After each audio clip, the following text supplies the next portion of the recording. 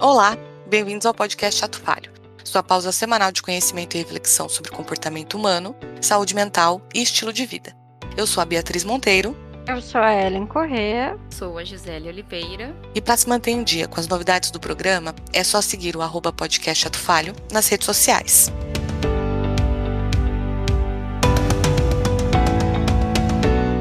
O indivíduo precisa dos outros como do ar que respira, mas, ao mesmo tempo, ele tem medo de desenvolver relacionamentos mais profundos que o imobilizem num mundo em permanente movimento. Bauman. Por vezes, nas relações laborais, o poder não é simétrico. Somos estimulados a trabalhar em equipe e ganhar individualmente. Temos que pensar fora da caixa e dentro dos limites e padrões organizacionais. Temos que aprender rápido e com erros, mas nem sempre errar é bem visto. Atualmente, o conceito de demonstrar vulnerabilidade vem sendo aderido ao vocabulário corporativo. Por isso, hoje, vamos discutir o quanto este vem como uma ferramenta para a saúde mental ou culpabilização individual.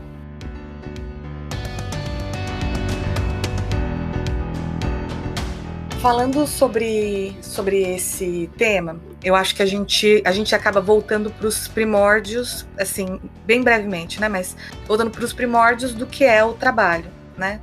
Nas épocas feudais e nos períodos de escravatura, a forma de se manter uma pessoa trabalhando era criando leis contra a vadiagem. Então a pessoa não podia ficar de bobeira, senão ela era presa. Depois a gente tem a Revolução Industrial, em que a questão do absenteísmo ela é um problema, e aí o funcionário que quer pagar suas contas, ele vai, mas ele acaba trabalhando de maneira lentificada, faz greves, né? Muitas das greves até violentas. Então, o mercado de trabalho não sabe muito bem como fazer as pessoas trabalharem. Nos Estados Unidos, a partir da década de 70, né, depois do avanço das lutas dos movimentos sociais, e aí a criação e o crescimento de grandes corporações, né, a gente tem uma diminuição dos pequenos negócios. A maior parte dos estudos de ambiente organizacional acabam sendo voltados para gestão e engajamento, né? A ideia é de que esses estudos eles criem uma fórmula, um protocolo que garanta que o funcionário vai trabalhar e vai trabalhar de maneira engajada, né? A ideia é que, através de felicidade no trabalho, você garanta qualidade de produção. E aí, a gente vê uma intensificação disso a partir da década de 90 e, de novo, com a revolução tecnológica, né, do Vale do Silício. Você vê os movimentos, né, o resultado dessas pesquisas é uma redução de hierarquias rígidas, a criação de um senso de colaboração, a ideia de que precisa se criar uma família, né, que se você gosta dos gestores e gosta das pessoas com quem você trabalha, naturalmente você vai gostar do trabalho. O Boltanski e a Chiapello, eles falam, né, não busca que esses novos formatos de gestão, não buscam supervisionar ou dar ordem. Eles entendem que tais papéis são ultrapassados, se tornam líderes, catalisadores, visionários ou coaches. E aí, a partir desses novos formatos de gestão, e entendendo que o capitalismo ele conduz a gente, a partir desses novos formatos de gestão, né, e os novos formatos de relações de trabalho, em que você tem hierarquias menos rígidas, você tem menos probabilidade de ascensão. Então, você precisa encontrar maneiras mais criativas de manter as pessoas trabalhando, né? Então, você abre espaço para a criatividade do funcionário, para reduzir a sensação de impotência. Você busca ferramentas para se conectar com as pessoas em níveis pessoais.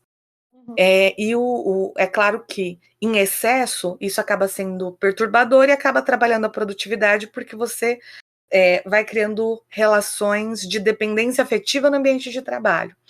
Mas essas metodologias, quando bem usadas, né, deixar com que o funcionário seja uma pessoa, falam justamente desse novo modelo de gestão.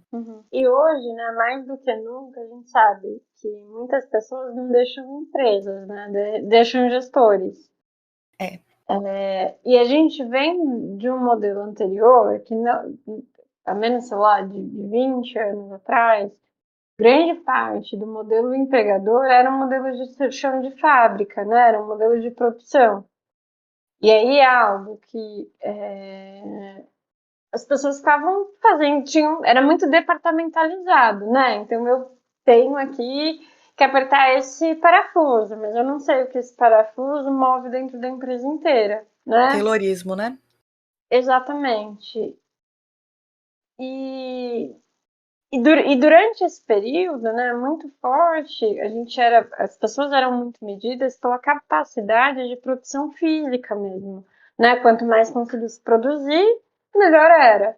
E hoje deixa de ser uma produção física para ser uma produção cognitiva, né? Uma produção de ideias, até porque as coisas mudam muito rápido, tem uma questão competitiva muito importante, né? Durante esse período em que você tem um raciocínio mais fabril, como que você garante que o funcionário vai trabalhar? Você aplica sanções de punição. Então você suspende, você demite, você dá um justa causa. Agora, quando o trabalho ele se torna mais intelectual, como é que você garante que as pessoas vão produzir? E eu acho que durante, né, como a produção ela era uma produção muito física, né, Uhum. tinha uma questão, uma cobrança muito grande, né, por essa questão de produtividade, enfim, né.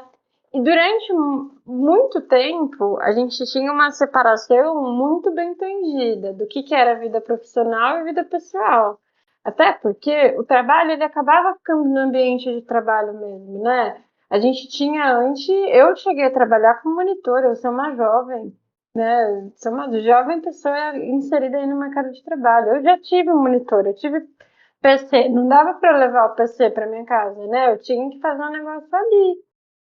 E com a modernização, essa barreira entre o que é trabalho e o que é pessoal, cada vez mais foi se dissolvendo mesmo, né? Então, de levar trabalho para casa, de ter celular, do notebook tá aqui. Hoje que a gente vive numa pandemia, né? O quanto eu ouço as pessoas falando que trabalham mais, porque ainda pegou aquele espacinho, né, de locomoção para começar a trabalhar também, né?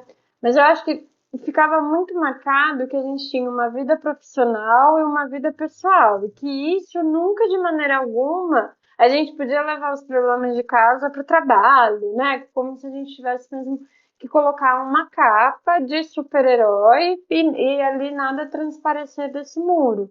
Como é que era Então, aquela fala de você deixa o seu saquinho de problemas do lado de fora da empresa? exato, e eu acho que assim, é muito importante, né, a gente, a gente entender que era isso que a empresa procurava também.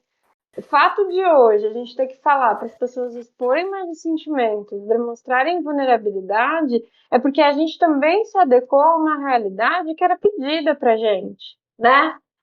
Isso é ser um bom profissional. Se você conseguisse 100% separar, ser ali muito profissional e não mostrar nada do que estava sentindo. Então, mostrar vulnerabilidade, o quanto isso ia estar muito correlacionado ao fracasso, de fato. Né? Então, era solicitado, era esperando que as pessoas fossem super, né? Super profissionais, que estivessem em cima do bem, do mal, da fadiga, não, não poderia ter erro, né? O erro sempre foi muito mal visto. Se você errasse, desse uma sugestão bola fora, pelo amor de Deus, né? Como assim? Talvez levasse um feedback muito delicado depois, pela maneira como se posicionou, né? O profissionalismo estava muito vinculado à não humanidade, né? Uhum. E também completando um pouco do que você colocou, Ellen, a parte, né, principalmente desse momento aí de pandemia, né? O quanto realmente é difícil para a pessoa atuando Uhum. de forma remota ter esse tempo que antes tinha, né, de repente do translado para casa, enfim, você desligar a chave do trabalho também e ir para o pessoal e até ter esse tempo. E agora você literalmente você não tem esse tempo também de você conseguir respirar, né, um pouco Verdade. do dia Esse do ritual, trabalho. esse ritual que Exato. demarca a transição, né, de papéis. Exatamente. Então você Nossa, desligar do estresse do trabalho e ter uma conversa de repente com o teu filho ou com a tua esposa, né? E uhum, uma conversa num nível mais tranquilo, porque você acabou de sair de uma reunião que foi muito tensa, por exemplo, né? Então, quanto uma coisa vai muito pegando na outra, vai se misturando com a outra, tudo bem que isso sempre aconteceu, né? Mas antes de uma maneira muito mais exigida, né? Como foi colocado até agora, que se separasse muito bem isso, e com um trabalho remoto isso fica cada vez, né, querendo ou não, mais difícil você conseguir separar, e o quanto muitas pessoas têm um pensamento muito rígido, né, de que é isso, o pessoal é pessoal, o trabalho é trabalho, uma coisa não interfere na outra, e quando começa a interferir, essas pessoas com um pensamento mais rígido, de que não pode interferir, como se fossem duas pessoas diferentes, uhum. realmente acaba bagunçando muito mesmo, né? Então, quantas pessoas não procuraram serviços de saúde mental, né, em função de não conseguir lidar, de entrar em burnout, ter uma situação muito complicada, entrar num processo depressivo, de muita ansiedade, porque uma coisa estava influenciando na outra e está difícil de lidar. Por quê? Porque até então é vendido, é colocado que uma coisa não pode interferir na outra. Mas a gente está né, a gente tem trabalhado nesse modelo, mesmo quem não está trabalhando, somos, né? É uma pessoa. Não são pessoas diferentes. A gente não tem uma pessoa que trabalha, outra pessoa que está em casa com a esposa, sozinho com a mãe, e uma outra pessoa que sai para Hum. beber no bar com os amigos, né? Não somos, né? Não é opcional. Ser uma pessoa não é opcional. Então, essa flexibilidade, né, de pensamento, de conseguir compreender todos esses meandros, Uhum. nos últimos meses tem se tornado cada vez mais exigido, né, das pessoas. E eu acho que é legal também, né, deixar claro que a gente, quando olha a vulnerabilidade, ela pode ter vários contextos. E nesse, a gente está fazendo um recorte dentro de vulnerabilidade no trabalho. Quando você fala, sei lá, de vulnerabilidade num contexto social, né, das pessoas que estão às vezes, em situação de rua, vulnerabilidade de menor, a mulher dentro de casa às vezes está passando por uma situação de vulnerabilidade. Dentro de um relacionamento, a gente também tem muito forte, né, a questão, né, pode ter situações de vulnerabilidade, enfim. Então, ela pode ser aplicada com uma série de prismas. E hoje a gente está querendo dar luz, pensando principalmente, né, porque está na onda falar de demonstrar vulnerabilidade dentro do ambiente de trabalho, dentro desse recorte. E aí, quando a gente vai beber, né, da psicologia social, tem algumas definições do que é a vulnerabilidade. Uma que a gente entendeu que fazia sentido também destacar um pouquinho que a gente parte do pressuposto que todo mundo é livre, né? Todo ser humano é livre e tem autonomia em relação a todas as escolhas que vai fazer, de ser quem quiser ser, né? E as possibilidades elas são infinitas, porque o que a gente é hoje, a gente pode ser diferente amanhã, né? Ou as coisas que a gente vai vivenciando vai consolidando quem a gente é, ou mudando um pouquinho, né? Dando um pouco de flexibilidade, enfim. Só que toda essa zona, né, todas as possibilidades, enfim, vai gerando um conflito também na gente, né? Será que a gente pode ser realmente quem a gente é? Será que a gente tem noção de quem a gente é, né? Será que toda essa gama de possibilidades deixa a gente ser adequado, né? E aí que a gente, quando a gente começa a reconhecer, né, isso, essa insegurança, a gente pode se sentir vulnerável, né? Vulnerável mesmo, né? De mostrar quem a gente é, né? De mostrar onde a gente também tem dor, onde a gente também se sente fragilizado, né? Então a vulnerabilidade, ela também vai surgir aí desse sentimento de ameaça, de insegurança, né? Tem todos esses desafios, né? E quando a gente também, né, olha dentro de um ambiente organizacional, que a gente é às vezes marcado por uma competitividade absurda, né? Uma gestão totalmente inapropriada, né? Relacionamentos super corrompidos, né? Que a pessoa tá aqui falando bem com a gente, do lado, passa 2 segundos e já tá falando mal, né? tudo isso vai repercutindo mesmo para um clima de não confiança, né? Eu não consigo confiar nesse ambiente. E aí eu me sinto extremamente vulnerável de mostrar quem eu sou, né? Aquela capacidade de autonomia, né? De poder ser várias, enfim, toda aquela capacidade de potencial criativo, eu me sinto vulnerável de demonstrar, né? Queria fazer um adendo que eu achei muito importante essa fala, só um pouco de cuidado com a questão, né, também de confiança, ok, mas versus resistência. Uhum. Né? Porque eu percebo que, às vezes, não está num padrão, né, relacionado à vulnerabilidade, mas uma questão de resistência, né? Então, às vezes, você não confia, né, num outro gestor que talvez é novo, que está naquela área e tudo mais, pode ser que ele esteja despreparado ou uma má gestão, enfim. Né? Pode ser que ele Uhum. esteja se habituando naquele time e há do outro lado, às vezes, uma resistência das pessoas também, né? Então, o quanto também é importante as pessoas conseguirem compreender esse aspecto, entender também, não só de si mesmo, mas também desses processos do outro. Então, é um gestor despreparado, é um gestor que não é bom, né? Ou sou eu que estou tendo uma resistência para conseguir compreender qual é o momento daquela pessoa que está substituindo, sei lá, alguém que era mega ultra chefe, todo mundo amava, gostava e agora não está mais nessa empresa, Ao né? que eu tô resistindo? Se é a Exato. mudança ou se é o contexto, né? Exato. Então, acho que é muito importante a gente se perceber nesse aspecto, né, de vulnerabilidade, que é isso, né? A gente fala muito também de empatia, né? Mas também conseguir perceber no outro o quanto Uhum. existe do outro esse esforço em dar conta de uma área nova, ou, Super. enfim, um novo colaborador, né? Uma pessoa que está entrando na empresa, com as suas inseguranças, com os teus receios, de repente estar fazendo algum trabalho ali de maneira equivocada por uma, duas, três vezes, né? O que será que está acontecendo? Então, às vezes, já parte, né, para uma ação, né, de retaliação, como a gente também já falou em outros episódios. Então, só tomar um pouquinho de cuidado com essa questão também da resistência, né? Então, só complementando também a tua fala.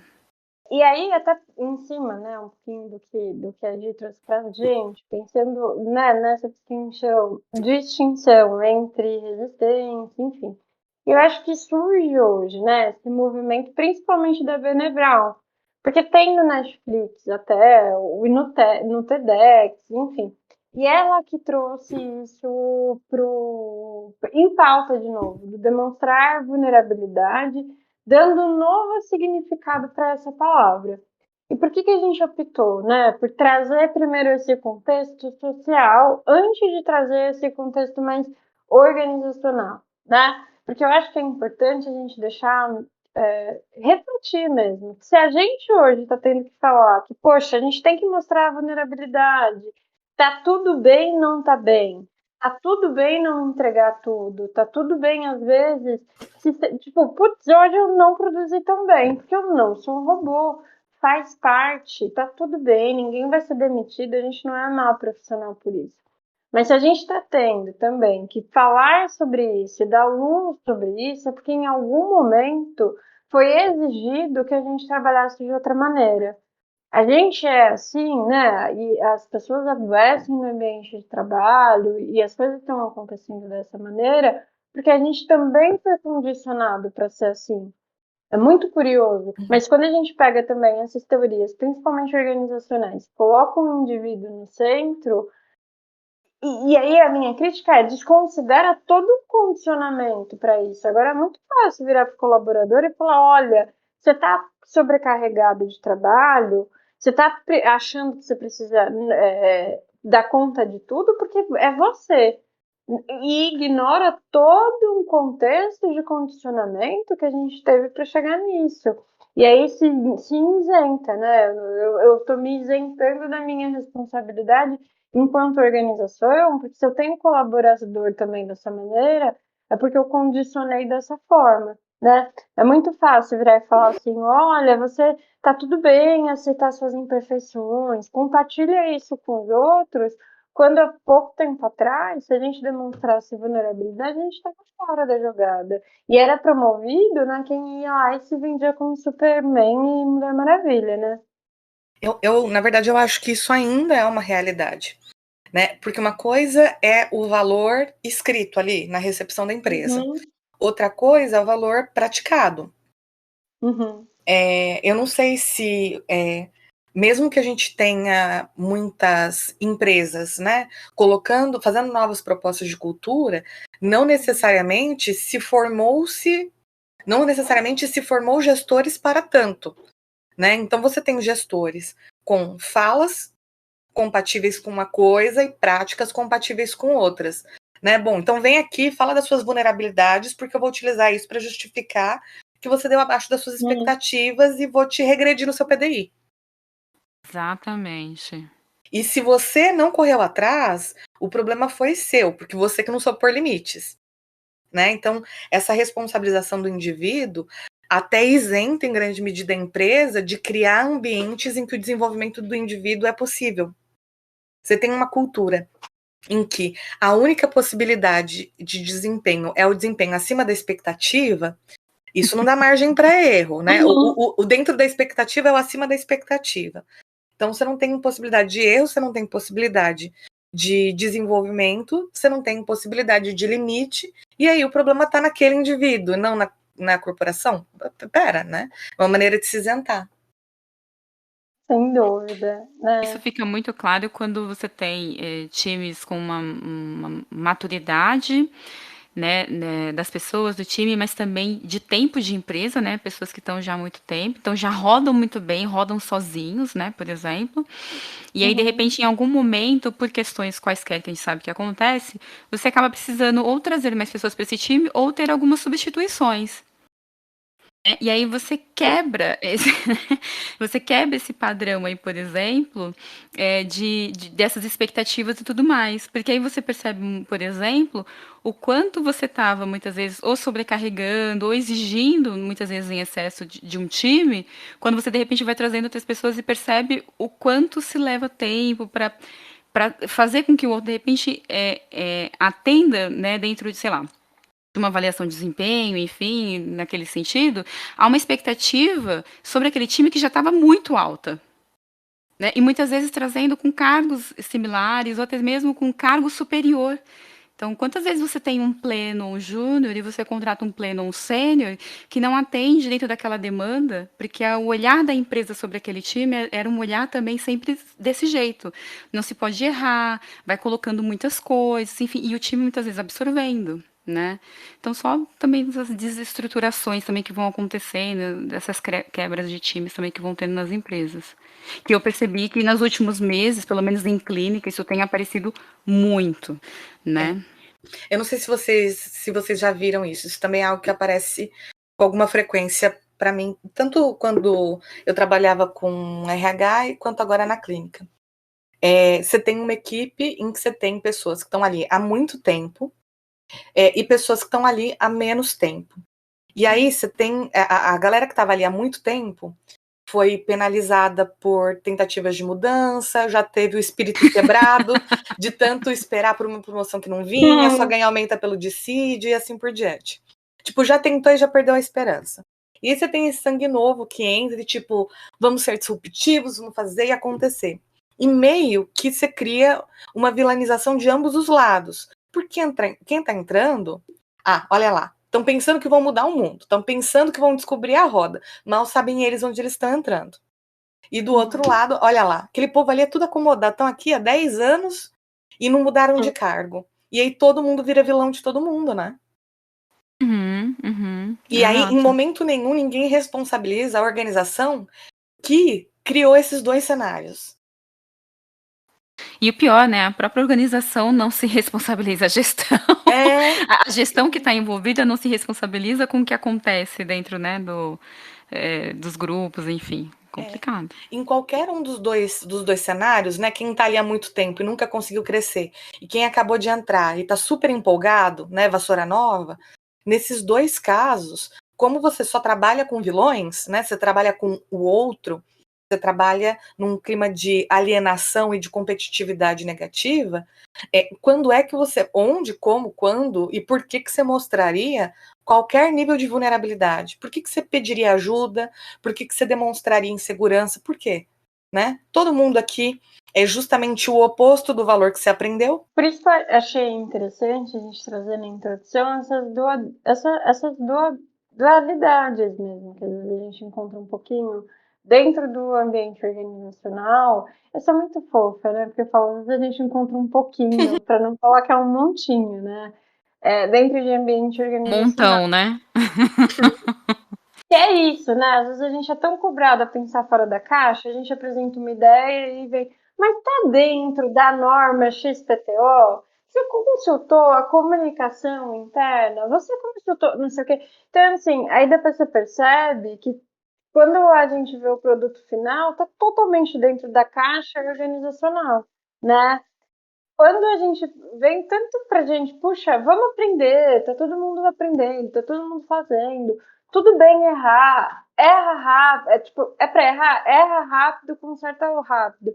Mas quando você vai lá e mostra que alguma coisa não deu certo, que você cometeu algum erro no meio do caminho, você recebe um belo feedback negativo. Né? Mas, ué, você não tinha falado que eu podia errar e errar rápido? Né? E aí, dentro dessas inconsistências, também tem muito disso da nossa vulnerabilidade, né? Por isso que a gente também vai criando aí essa capa. Essas inconstâncias fazem com que a gente se sinta vulnerável, né? E aí, quando a gente para um pouquinho com esses novos conceitos, enfim, acho que é bem legal a gente, antes disso, jogar luz também para ver onde a gente consegue encaixar. Se a gente também é assim, é produto, a gente vem sendo condicionado para isso, né? E quando a gente também fala de expor vulnerabilidade, e é óbvio que dentro desse novo contexto tem coisa legal, tem coisa que a gente dá sim para usar no dia a dia, mas é muito importante que a gente pese com quem que a gente está falando, se o nosso gestor não vai ser, não vai ser lazarento para usar isso depois com a gente no nosso PDI. A gente vai mostrar vulnerabilidade numa reunião com a empresa inteira? Putz, talvez não seja o melhor momento, né? Como que a gente pode dosar um pouco disso também? Porque eu acho que quando falam de mostrar vulnerabilidade, é um conceito muito, muito assim, tipo, do levantar a mão, sabe? Poxa, né, a gente está vendo que tá rolando um monte de coisa. As empresas, a grande maioria está trazendo aí muito forte o tema de saúde mental. Às vezes não é genuíno, né? E a gente sabe, às vezes é uma puta jogada de marketing da empresa. Tá Exatamente. falando porque tem que falar, mas pelo menos o tema tá quente de alguma maneira. E a gente pode aproveitar, mesmo que a intenção não seja genuína, para que isso tenha um efeito positivo no nosso dia a dia. Só que antes de falar isso, né, e de soar um pouco poliana, por isso que a gente trouxe também todo esse contexto social, todo esse contexto histórico, e sempre dosar muito com quem você tá, quem é o teu gestor, para ver desse conceito novo de vulnerabilidade, o que a gente conseguiria aplicar no dia a dia, porque às vezes tem uma outra coisa que a gente vai conseguir utilizar nesse sentido do levantar a mão, nesse sentido de falar, putz, aqui eu realmente não consigo, aqui eu preciso de ajuda, né? E tá tudo bem precisar de ajuda. É importante só entender como que você vai levantar a mão, quem é o teu gestor, se você tem aí esse ambiente seguro também para você. Porque tem sim um monte de organização que, putz, é difícil, mas a gente também tem algumas organizações que são legais, a gente também tem gestores que são bons, né? E os gestores que também estão ouvindo aqui a gente, é legal deixar essa dica. Será que você está criando também esse ambiente de confiança?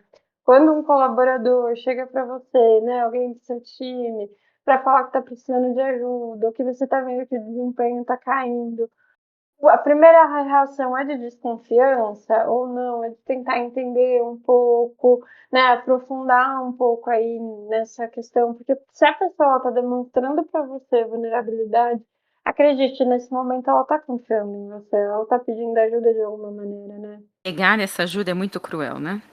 Ou Muito fingir, né? sério. Ou fingir Uhum. que vai dar algum tipo de ajuda e não auxiliar é muito cruel. Você também colocou a questão, né, do tomar cuidado com o ambiente da empresa, com a empresa, com o gestor, com o momento, legal, é isso mesmo. E também você conseguir reconhecer que terão empresas, terão ambientes, terão gestores que não vão conseguir, né, em algum momento, enfim, dar conta dessa exposição, dessa vulnerabilidade, que é uma necessidade, e que você também tem toda a escolha, né? Você escolhe permanecer ou de repente sair. A gente não está falando de, a cada primeira questão, enfim, que você tiver numa empresa, você vai ficar pulando de empresa em empresa, porque aí é legal você tratar isso no seu processo Super. psicoterapêutico, né? Então, por que que de repente isso sempre me incomoda das empresas? Mas também não ficar o tempo todo guardando e ficando nesse sofrimento, porque uma hora vai se afogar.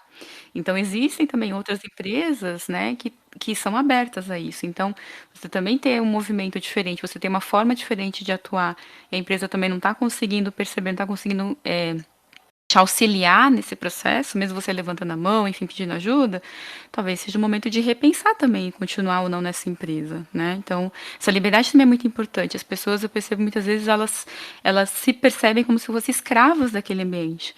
A gente pode entrar em outras questões que a gente já falou, né? De questões pessoais, históricas, enfim, daquela pessoa, que podem também estar interferindo nisso, que não é o objetivo do que a gente está falando hoje, mas também não ficar refém de uma empresa que muitas vezes pode ser doentia, de uma gestão que pode ser doentia e adoecer os seus colaboradores. O ambiente corporativo, ele não é necessariamente compatível com autenticidade. A gente sabe disso, Exato. né? Algum nível de reserva é necessário, Sim. mas reserva é diferente de blindagem, né? Uhum. E é entender justamente que contexto é esse. Acho que é esse nível de maturidade é o que conduz a gente a buscar muitas vezes outra oportunidade, outro espaço profissional, né? Exato. E também não ir para o outro lado, né? De novo, é importante, né? Tem todo um histórico, enfim, do que a gente está falando, existem aí algumas possibilidades, né? E a Ellen colocou muito bem, né? Os gestores, né? Enfim, que estão nos ouvindo, né? Às vezes também perceber se há também um excesso de vulnerabilidade, né? De demonstração de necessidade de algumas pessoas, também compreender o que está acontecendo, direcionar essa pessoa, de repente, para algumas ações, né? Às vezes organizacionais que se tem, né? Ou até mesmo nessa questão da saúde mental, como algumas empresas também têm alguns convênios, né? Enfim, corporativos, para que essa pessoa, de repente, busque esse apoio. Porque se não está conseguindo também ter essa adequação ali, é importante, e às vezes não está relacionado à empresa, está relacionado à pessoa mesmo, precisa procurar uma ajuda, né? E às vezes é isso, né?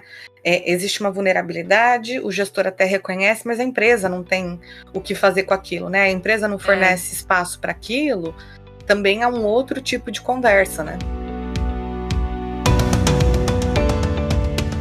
Falhei, tá falhado e não se falha mais nisso.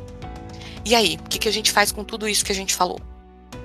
Eu acho que pensando no falhei, eu acho que a gente pode pensar um pouco, né, em relação a algumas, entre aspas, né, dicas e de demonstrar a vulnerabilidade dentro do ambiente de trabalho, mas eu acho que a primeira coisa é reconhecer se você tem ou não uma relação de confiança com o teu gestor, com as pessoas que você vai conversar, né? Então, ter essa relação de confiança para conseguir demonstrar um pouco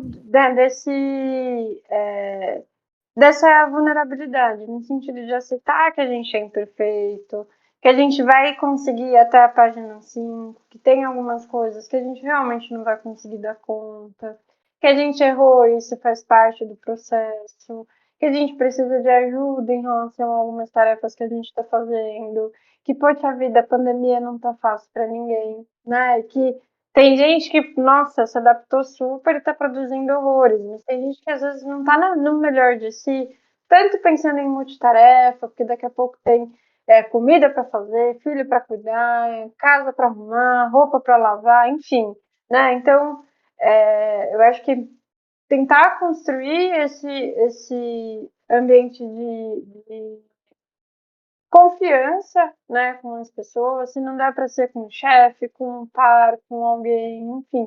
É importante a gente conseguir levantar a mão e nem que seja para depois falar, putz, qual prato que vai cair, né? Às vezes quando vem pedir um monte de coisa pra gente, olha, eu tô com isso, isso e isso. Isso eu não vou conseguir fazer agora. Qual é a prioridade? O que eu vou deixar de fazer? Eu preciso da ajuda do time, né? Eu não, e ter essa Talvez nem maturidade, colocar, enfim, né? né, eu preciso desculpa, Eli, mas eu talvez até num Tá. primeiro momento, quem tem talvez mais dificuldade, talvez nem colocar, nesse momento, né, eu preciso de ajuda do time, mas eu acho que só esse começo dessa Uhum, sua fala já coloca bastante. "Ó, eu tenho isso, isso é, e isso, tô vendo que a situação está complicada, né, uhum, qual que é a prioridade ou como que de repente eu devo, né, agir nessa situação", e de repente esse gestor ouvindo, né, uhum, coloque que precisa de ajuda do time. Em outros momentos, já levanta a mão. Olha, eu preciso de ajuda do pessoal para fazer isso, isso, isso. E que é essa relação de confiança mesmo que vai começando a aumentar com o tempo. Mas eu acho que essa sua fala aí perfeito. inicial é perfeita e assim, parabéns, porque eu anotei aqui, né, É, para que a gente pudesse, ó, me fala uma dica e tudo mais, porque não é simples, né, para as pessoas. uhum, Poxa, eu tô percebendo que tô morrendo afogado aqui. Como que eu falo isso no grupo, no time, com um amigo, ou com um gestor? De que forma, né? uhum, Então isso é muito importante. E Valeu, até amiga. assim, nem uhum, não necessariamente a gente precisa pensar no que precisa ser feito sozinho. É para isso que tem os gestores, é para isso que tem os nossos pares, Do né? amor, Às né? vezes pedir ajuda é dizer, eu não sei como ser ajudado, me ajuda a me ajudar, né? E uhum. conversar com as outras pessoas ao redor em função disso. Porque sempre tem um lado que você não está vendo, né? É impossível você conseguir olhar em todas as direções. E ter um olhar de um colega, de outra pessoa, do gestor, enfim, faz toda a diferença. E para o gestor, a gente, né, volta a deixar algumas dicas que são importantes também. Como que você, enquanto gestor, cria esse ambiente seguro, né? Então, acho que sempre reconhecer as habilidades, estimular, né, as pessoas a falarem mesmo, perguntar como que tá, é, se, tentar evitar ambiente de competição, né? Então, você está vendo que está tendo ali um clima mais competitivo, isso vai correr mesmo no relacionamento dentro do ambiente de trabalho, né? É, principalmente, tentar reconhecer dentro do teu colaborador o que aquela pessoa tem de bom, né? O que ela consegue contribuir dentro do seu time? O que ela faz de melhor que você está precisando ali na tua equipe? Ao invés de ficar um tempão tentando desenvolver aquilo que, putz, não vai ser o forte dela. Ela vai gastar tanta energia tentando ser o que ela não é, né? Por que não dá, através do que ela é, conseguir exponenciar as fortalezas? E principalmente tentar criar esse ambiente de confiança. Às vezes a gente vê alguns gestores, né, fala pro par algum ponto de desenvolvimento do liderado. Putz, não faz isso. As pessoas elas se falam, a gente sabe, né? O time se Porra! conversa, né? E aí de uma questão assim para virar um ambiente de fofoca, né? É muito grande, né? Nem que seja para se Então, juntar para falar mal do gestor, que assim, é o básico, né? Tem que ter é esse todo. grupo. Se não tiver esse grupo, não é um time saudável. E todo gestor tem que saber lidar com isso. É. E eu acho que, e aí, né, isso tudo posto, eu acho que também não dá pra gente brincar de poliana, né? E Opa! nem é justo brincar de poliana também. Porque, assim, por outro lado, quando a gente assume, né, enquanto colaborador, um trabalho, a gente está ali com os nossos direitos, a gente tem o direito de ter esse ambiente de confiança, as pessoas contrataram uma pessoa, não foi uma máquina. Mas em contrapartida, a questão é, a gente vive numa sociedade capitalista, gente, ponto. A performance, ela sempre vai ser um ponto. A gente vai ser sim avaliado pelo que a gente está entregando, como a gente está entregando, né? Uma coisa é, eu tenho um momento de dificuldade e, putz, a empresa está ali do meu lado, mas assim, eu estou numa depressão profunda. Poxa, a empresa não vai ter a responsabilidade de tirar você da depressão, né? Ela tem que ser compreensiva, se tem um plano médico legal, às vezes até te auxiliar, né? Qual é a rede, esse tipo de coisa. Mas as coisas elas ainda são individuais, elas ainda são responsabilidade da pessoa, né? No sentido de procurar ajuda, principalmente se é uma coisa que está indo para um caminho mais delicado. às vezes também, né, esses momentos muito longos, assim, poxa, o que você está contribuindo também em relação ao time, né? Às vezes, quando a gente deixa de fazer alguma coisa, a gente também está sobrecarregando as pessoas que estão ali uma vez, outra vez, né? Dentro de um período, ok. Mas quando isso vira também uma constância, a gente tem que olhar com cuidado, porque o que a gente busca é esse equilíbrio, né? Então, se o meu trabalho está me deixando a vida inteira desequilibrada, putz, não tá legal, né? Se eu estou tendo que trabalhar das 7 às 8, né? Fazendo jornadas loucas e sacrificando toda a minha vida pessoal, não tá legal. Mas o inverso também é verdadeiro, né? Se a minha vida, se as outras cestinhas da minha vida, né, estão prejudicando muito a minha performance, eu também tenho minha responsabilidade em relação a isso. Não dá para culpar a empresa e tirar a responsabilidade de si, né? A gente também tem responsabilidade sobre isso, né? Perfeito. É impressionante como você é boazinha realmente, né, na tua fala. Eu Das sou um amor, 7, gente. tranquila, assim, né? Das 7 às 8. Que geralmente eu ouço às vezes das 7 às 9, das 7 às 10. Às Das vezes 6 virar à às noite, 10, né? das 6 às 10, né? Às vezes virar, fica até meia-noite para entregar aquele projeto que precisa rodar no dia seguinte, enfim. Mas assim, só para reforçar como você é boazinha nas suas colocações. Tá, belezurinha. E eu acho que uma outra coisa, assim, né, que até pensando aí na gestão, que é a gestão silenciosa, né? Então, é muito importante o chefe deixar muito, o gestor, né, deixar muito claro qual que é a expectativa da companhia, o que você está esperando da pessoa, ter muito azeitado, né, muito assentado, o que é a expectativa, tanto em relação à organização quanto pessoal, porque quando a gente tem clareza, quando a gente tem transparência da onde a gente está, onde querem que a gente chegue, e aí é muito mais fácil da gente chegar lá, né? Porque um ambiente com ausência de transparência, com ausência de informação, putz, a gente vai se sentir vulnerável, né? E aí, meus amores, a Rádio Peão tá aí, né? Porque você tem uma gestão que não é tão transparente. Aí você começa a ver umas coisinhas na Rádio Peão, aí você fala, putz, eu vou ser demitido, né? E às vezes não é nada disso. Ou às vezes é, né? Então, assim, a gente nunca vai saber se a nossa gestão não falar pra gente. Ainda mais agora, né? A gente está vivendo uma crise importante econômica, as empresas estão vivendo mudanças, a gente saber onde a gente está é muito mais fácil para a gente saber para onde a gente tem que remar, né? Não, e a liderança silenciosa, né, que é um gênero de negligência, e aí combinada com o fator rede peão, gera também alguns outros fenômenos de. Você até tem uma pessoa motivada, com desejo de realizar isso e aquilo, mas como você não tem feedback, ou como você não tem suporte, você não tem indicativo nenhum de como está sendo essa relação, você meio que vai se baseando nas informações da Rádio Peão e acaba entrando numa posição mais defensiva, né? Assim, eu não vou me dedicar tanto porque isso não está nem sendo bem visto, né? Olha aqui, as informações que eu recebo, elas são todas pela porta dos fundos, né? Então não tem por que eu continuar me dedicando como eu estava me dedicando antes. A gente já falou bastante, né, em relação a essa questão do erro versus criatividade, e aí uma orientação daí, né, de pensar, você tem que pensar fora da caixa, mas não pode errar, enfim. E a gente sabe que o medo de errar congela 100% a nossa criatividade, né? Se a gente quer ser criativa, a gente tem que ter liberdades poéticas também, porque algumas coisas não vão dar tão certo, né?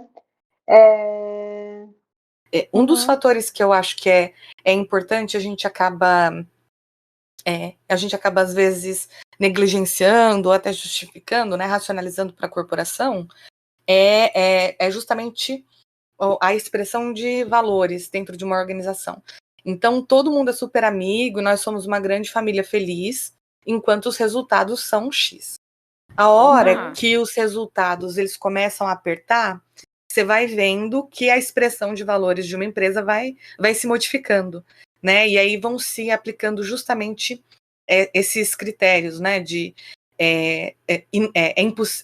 os erros são inadmissíveis, você só é tão bom quanto a tua última realização, o que quer que você faça por sua conta e risco, né?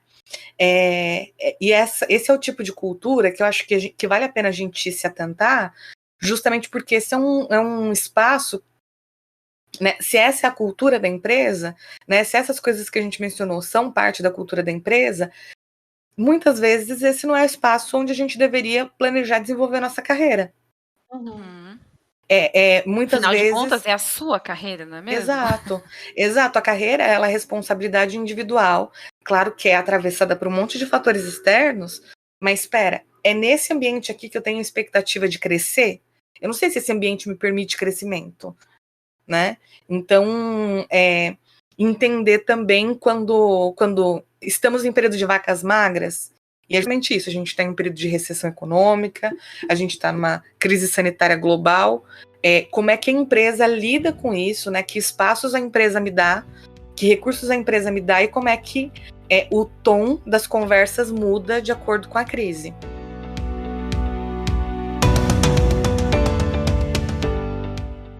O Terapia de Grupo é aquele momento do programa em que a gente dá dica de filme, de série, de livro, de textos, de podcasts, qualquer coisa que ajude a ampliar a reflexão e continuar a discussão em casa. Vou ficar só na Conhecer o minha senhor mesa. estagiário, o recorte de vulnerabilidade é de quem? É dele? É da personagem da Anne Hathaway? Na verdade, de Tem vários, vários, mas principalmente dele não, né? Porque ele acaba sendo a pessoa que vai juntando os caquinhos, né? De praticamente de todo mundo. Mas é da presidente, né? Da Anne Hathaway. E tem também, eu lembrei do filme por conta da assistente dela, que é a Eu Beck. não Até achei lembro. aqui, que eu achei aqui o personagem dela, enfim, porque é uma menina que ela é super desvalorizada pela presidente, mas porque ela também não consegue, ela fica mergulhada, tanto que a mesa dela, quando ele chega, na, a Anne traz ele mais para perto dela para ajudá-la e tudo mais, e tá junto com a assistente. Ah, essa aqui é minha assistente e tudo mais. A mesa dela tá um horror, cheia de coisa. E ela desse mesmo jeito, né? Querendo dar conta de um monte de coisa ao mesmo tempo e se sentindo super desvalorizada. Só que o quanto ela estava conseguindo passar isso, né, de informações para a chefe dela, né? Olha, eu falando chefe, né? Para gestora dela. Para líder dela. Exato, mostrando realmente o trabalho dela, se colocando, dizendo o que dava para fazer, o que não dava, e que de repente precisava de algum auxílio. Tanto que assim, quando chegou o estagiário, enfim, para ajudá-la, a primeira coisa que ela fez, assim que a gestora, a chefe, que a gestora dela saiu, ai, eu não acredito. Então ela entrou em desespero. E é muito bonitinho o trabalho que ele vai fazendo com ela, de reconhecer o trabalho dela para a presidente, enfim, mas também de motivar ela também mostrar mais esse trabalho e tudo mais, e não ficar só nesse mundo mergulhada ali de que não pode falar, não pode se mostrar, enfim, é muito bonitinho, eu achei, sei lá. Isso dessa forma. Encaixa, não encaixa? Encaixou já, eu acho Pra que eu esse que não inclusive assisti, já foi. para eu que não assisti o filme, para mim encaixou. Ficou lindo. Mas é basicamente. E da presidente, eu acho que eu também já abordei, acho que em outros episódios, né? Eu já Vai indiquei, lá acho que esse assistir, filme uma ou duas vezes. Volta lá nos episódios anteriores que eu falei um pouquinho mais da relação do. Gente, eu sou péssima com os nomes, né? Senhor. Mas da relação da Anne com o estagiário. Então é bem, bem legal. Robert De Niro, né? Bacana. Robert De Niro, isso, que é o estagiário, e a Anne, que é a presidente da empresa. Então, vale a pena assistir, enfim, bacana. É um filme que acho que não tá, acho que já saiu do Netflix. Ele tava no Netflix, mas eu não lembro se já saiu ou não. Gente, a dica é, o que não é produzido da Netflix, que está na Netflix, já assistam, porque uma hora ou outra sairá. Exato. Eu lembro pelo menos que estava, não sei, mas enfim, dá um Tá, Google agora e tá no assista. YouTube. Não, agora tá no YouTube Filmes. A primeira dica que eu trago é The White Lotus, é da HBO Max. Então é uma série curta, ela tem 6 episódios. E se passa num hotel, num Havaí, num resort de luxo. E a equipe toda recebe alguns hóspedes de luxo. E aí a série vai acompanhando a relação entre essas pessoas e as pessoas da equipe. É como se fosse um Dalton Web nos tempos modernos. Só que com um pouco de nudez, um humor super ácido e pessoas menos passivas. No primeiro episódio, acho que não tinha nem 20 minutos de série. De repente, a cena é o saco escrotal de uns personagens, porque ele tá encanado que ele tá com câncer de próstata. Eu não estou brincando. E aí, eles estão num resort de luxo, e você vê toda a equipe.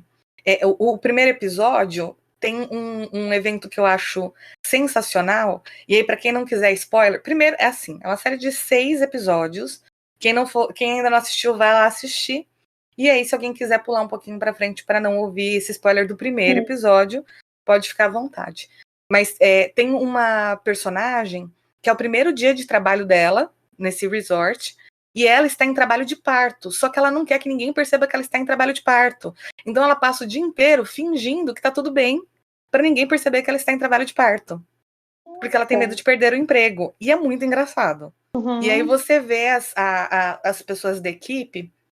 Esse é um ambiente, você está tratando com pessoas que são muito ricas, né? Você está tratando com pessoas que são muito VIP. Então esse é um ambiente que não permite falha, que não permite erro. E aí você vê os efeitos disso, né, nas expectativas que os funcionários criam, na forma como eles respondem, como é que eles lidam com erros. É uma série, eu acho que tem até uma crítica não tão sutil ao capitalismo, se você parar para observar qual que é o status das pessoas a hora que termina a hora que termina essa primeira temporada. Mas assim, mesmo quem não quiser fazer grandes observações, é uma série de humor bem ácido e de pessoas bem odiáveis. Então, é uma série que eu recomendo. A outra série que eu trago é a Playlist Extraordinária de Zoe. Tá no Globoplay. É uma pena que essa série tenha sido cancelada. Eu já trouxe ela aqui, o tema principal dela não é esse, né? Não é relativo ao mundo de trabalho, mas a personagem principal, a Zoe, ela passa muito tempo no trabalho. Então você acaba vendo bastante coisas do universo do trabalho. E a Zoe tá lidando justamente com o fato de que o pai dela tá nas fases finais de uma doença que vai culminar na morte dele. Enquanto ela lida com esse drama na vida particular, o crush que ela tem num cara, o amigo dela apaixonado por ela, a família dela tentando se reorganizar com a morte iminente do pai dela, etc. Nesse meio tempo, ela ainda tem o desenvolvimento profissional dela para ser feito. E aí você acompanha a forma como a gestora dela, e isso é muito bacana dessa série, eu sei que eu já comentei isso antes, mas eles colocam a gestora dela como uma pessoa durona, uma excelente profissional, mas uma profissional mais seca, mas em momento nenhum coloca elas como concorrentes, né? Eles colocam efetivamente um espaço de mentoria. E por mais que tenha competitividade, tenha uma outra desonestidade dentro da equipe, essa equipe ainda tem, enquanto grupo, né? Eles ainda têm algum nível de sensibilidade para acolher os sofrimentos individuais das pessoas da equipe quando acontecem. Então, eu acho que é um exemplo fofo de uma série levinha, que trabalha temas difíceis, mas é um exemplo bacana do nível de vulnerabilidade que você pode trazer para o ambiente de trabalho, até quando você não consegue evitar de trazer essa vulnerabilidade. É uma série musical, então quem não gosta de musicais também, sei que vai passar reto. Amiga. Mas todas as músicas, são músicas, não são músicas de musical, são músicas feitas, sabe? São tipo músicas que existem, que você escuta de outros artistas. E aí é musical porque no primeiro episódio ela vai fazer um exame, acontece um terremoto e a máquina que ela tá, não lembro se é tomografia ou ressonância, etc., dá uma bugada junto com o celular do técnico que estava fazendo o exame, estava tocando uma playlist, e aí, a partir daquele momento, a Zoe consegue enxergar os sentimentos das pessoas tendo alucinações de números musicais. Então, a pessoa pode até estar mentindo para ela sobre o que está sentindo, mas a música não vai mentir. Eu vou trazer The Office, porque tudo que é relacionado a trabalho, eu acho que dá para pegar em algum ponto o The Office, e ali é um ambiente um pouco caótico, né? A gente tem um líder efetivamente incompetente, mas incompetente enquanto profissional, mas ao longo das temporadas, o que eles vão apresentando é que o sucesso do Michael, né, que é esse gestor, a série se passa dentro de uma distribuidora, de uma empresa que vende papel para outras empresas, né? E você tem até algumas pessoas que são bastante competentes. Você tem 2 contadores, você tem um outro vendedor, né? Você tem a recepcionista, que são pessoas competentes, mas o ambiente é bem caótico. E esse gestor, ele tem um desejo muito grande de ser acolhido nesse lugar, nesse espaço de trabalho, como família. Então você vê que você vê os excessos dele se transformando em perturbações, né? Essa ideia de você humanizar o ambiente de trabalho levado pro extremo e pro caos. Mas, ao mesmo tempo, o fato de que essas relações pessoais acontecem dessa maneira, né? Que há espaço para vulnerabilidade, etc., é colocado em algum momento da série justamente como o trunfo do Michael. É por isso que a filial dele é a filial que não fecha, é por isso que é a filial que continua tendo lucro, mesmo quando outras filiais fecharam. Eu nem sabia disso.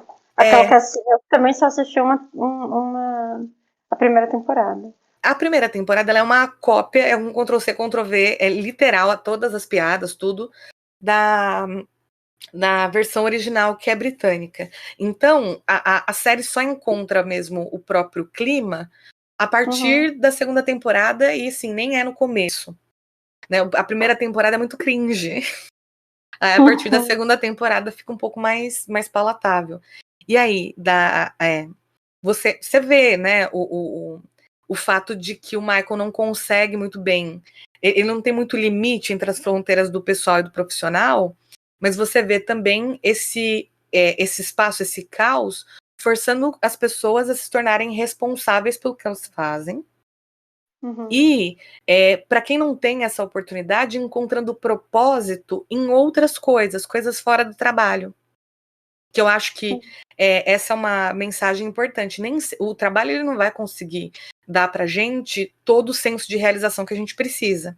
A gente vai precisar encontrar o nosso propósito ou as nossas realizações também fora do trabalho, né? Bonito isso. Muito poeta. Concordo. Muito poeta, muito poeta. Outra série que eu trago é You're the Worst, que é da FX. Ainda não tá em nenhum streaming, mas daqui a pouquinho, quando a Star Plus entrar, a da Fox, né? O streaming da Fox entrar, provavelmente vai estar por lá. Essa é uma série sobre saúde mental. Você tem um casal que é formado por 2 pessoas imaturas, egoístas e com problemas de saúde mental relativamente severos. E aí eu queria fazer um recorte específico sobre a história da Gretchen, né, que é a personagem principal, ela no trabalho dela. Ela era muito boa no que ela fazia, ela era produtora ela era assistente produtora para rappers, né, numa empresa de relações públicas, e aí ela é promovida, ela começa a ter mais responsabilidade. Só que ela também tem um quadro depressivo muito significativo. E com medo de falhar no trabalho e sentindo que não existe possibilidade de falha, ela acaba se sobrecarregando tanto que ela só faz cagada e é demitida. Que processo lindo, né? De autossabotagem, viés confirmatório. Exatamente. E assim, você vai sofrendo junto. Essa é uma série também de humor ácido, né? Mas você vai sofrendo com ela, vendo as coisas saindo de controle e ela sem saber para onde correr. Porque é colocado para ela um nível de responsabilidade muito grande que ela até seria capaz de cumprir. Ela é uma mulher inteligente, uma mulher independente, etc. Mas sem dar nenhum tipo de apoio. Ela ficou sozinha. Eu achei bacana trazer como recorte isso, né? Mas eu gostei, achei bem pertinente o que você trouxe. Eu tentei trazer um pouquinho desse aspecto, né? Esse aspecto de querer construir a família, tudo. E depois que você sabe disso, faz sentido, né? Ele tem um desejo muito grande de. Tanto, eu acho que tá na primeira temporada isso, né? Ele fala assim: vocês querem saber se eu prefiro ser amado ou temido? Eu quero que as pessoas tenham medo do quanto elas me amam. E aí você vê ao longo de todas as temporadas o desespero dele para ser querido como pessoa dentro desse ambiente organizacional. E ele fazendo um monte de bobagem por conta disso, porque ele tem zero foco. E ele acaba mais atrapalhando do que ajudando em muitas coisas, né? Mas, ao mesmo tempo, é isso que faz com que as pessoas vão se tornando mais responsáveis. E a empresa é vendida e passa por várias transições. E essa é a única filial que continua funcionando até o último momento. Então tem essa mensagem, né, no final de The Office. Podia ter sido Mundo Cão, como a vida é, mas tudo bem. Tem muita coisa que é, né? Assim, você vê um monte de gente competente tentando realizar o próprio trabalho e sendo atravessado pelos caprichos de um chefe incompetente. Um chefe benéfico, mas caótico e incompetente. E aí é muito difícil de manter o foco e a produtividade em função disso, né? O podcast Ato Falho tem trilha sonora da Ben Sound e a identidade visual é do Douglas Refundini. O podcast Ato Falho vai ao ar toda terça-feira às 9 da manhã nas principais plataformas de streaming. Eu sou a Beatriz Monteiro. Eu sou a Erin Corrêa. Sou a Gisele Oliveira. E para se manter em dia com o programa, é só seguir o @podcast Ato Falho nas redes sociais. Até semana que vem. Beijo! Beijinho! Tchau!